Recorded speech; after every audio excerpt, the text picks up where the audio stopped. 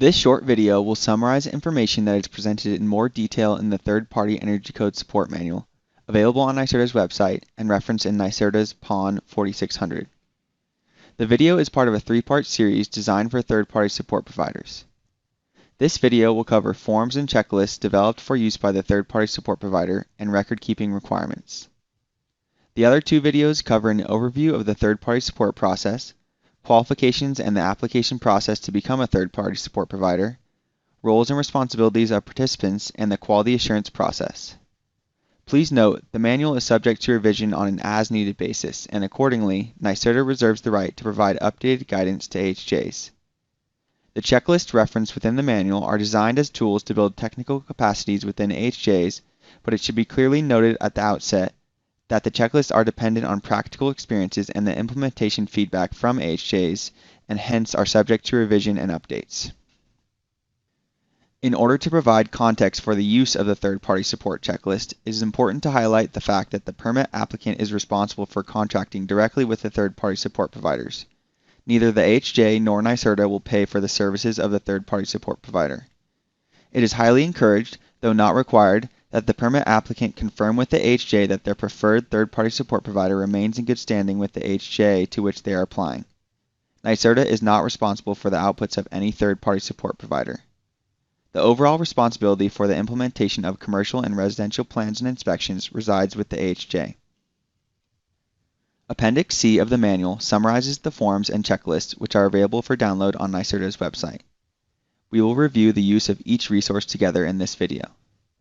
The resources apply based on the role or service being performed by the third-party support provider and include a plan review report, residential plan review checklist and commercial plan review checklist, an inspection report, residential inspection checklist, and commercial inspection checklist.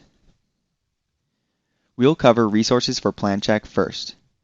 The residential or commercial plan check checklists must be used by the third-party support provider during plan review. The checklists are dynamic PDFs, which means they change based on the selections made.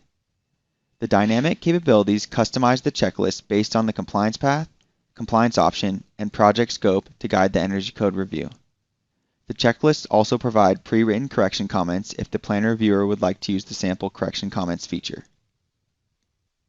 The third-party plan reviewer should start with selecting the compliance path, compliance option, and project scope for the permit application. The checklist will expand the items that apply and that need to be verified in the construction documents. For example, if the plan review is for commercial prescriptive lighting compliance, the general prescriptive section will expand, as well as the electrical and lighting section. If a row is not applicable to the project scope, the third-party plan reviewer can mark it as not applicable to the project.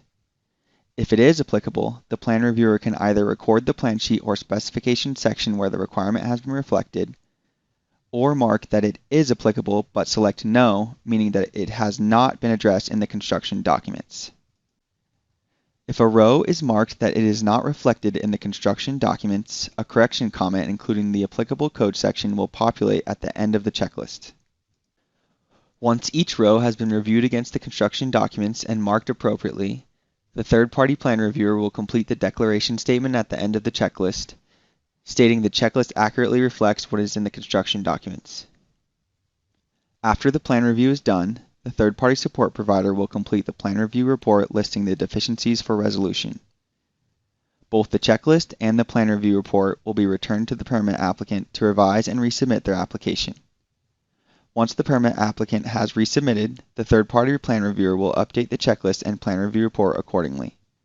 This process will continue until all deficiencies have been corrected. When all deficiencies have been resolved, the third-party support provider will provide the completed plan review checklist and plan review report to the permit applicant for their submission to the AHJ for a construction permit. The third-party support provider will be required to sign an approval statement in the plan review report declaring the permit application compliant to the best of their knowledge. Any supporting documentation such as Department of State Code interpretation should be included in the documentation package. The forms and checklists for inspection generally follow the same process as for plan check. The inspection checklist must be used by the third-party support provider when conducting inspections. Just like the plan review checklist, the inspection checklists are also dynamic PDFs. As selections are made, the checklist changes to customize for the project scope. The checklist will also produce correction comments with the relevant code section reference if selected. For example, if the inspection is for a residential HVAC system, the General section and HVAC section will expand. If a row is not applicable to the project scope, the third-party inspector can mark it as not applicable to the project. If it is applicable, the inspector can either record the plan sheet where the requirement has been reflected, or mark that it has or has not been addressed in the field.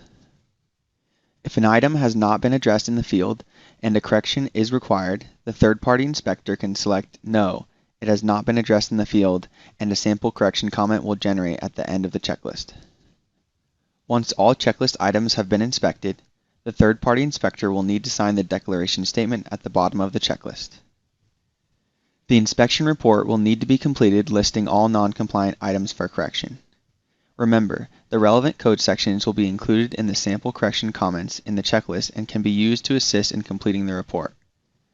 The checklist and the report should be returned to the permit applicant for resolution and updated as field corrections are made.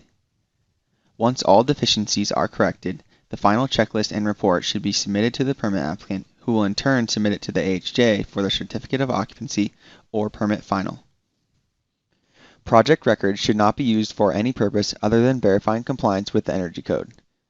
AHJs have the option to review the plan check or inspection documents submitted by the permit applicant and respond with questions or comments prior to issuing or finalizing permits.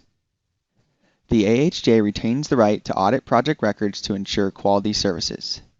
The third-party support provider must retain all checklists and forms as part of the project records for no less than 3 years and provide them to the AHJ upon request for feedback and audit purposes. Thank you for watching this video. More detail on the third-party support process and resources can be found on NYSERDA's website and in the Third-Party Energy Code Support Manual. There are 2 additional videos for third-party support providers that review an overview of the process and how to become a third-party support provider, roles, and the quality assurance process.